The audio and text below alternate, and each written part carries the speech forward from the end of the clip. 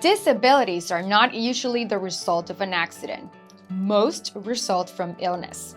In this video, we will discuss the most common reasons for long-term disabilities.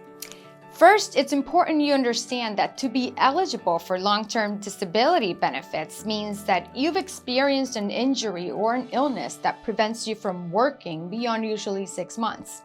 Anything before that is typically considered a short-term disability. And according to the Integrated Benefits Institute, 29% of all long-term disabilities are related to musculoskeletal disorders and conditions.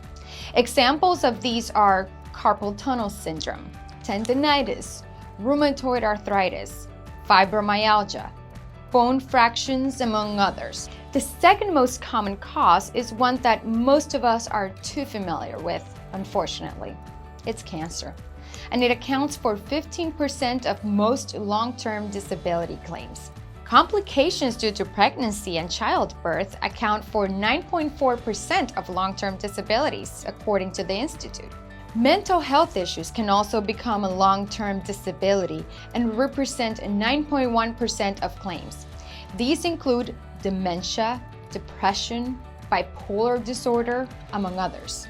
And lastly, sprains, fractures, and persisting strains that keep you from functioning at work at your fullest capacity may trigger a long-term disability. It's important you understand the features, the language, the triggers within your policy. Have a question?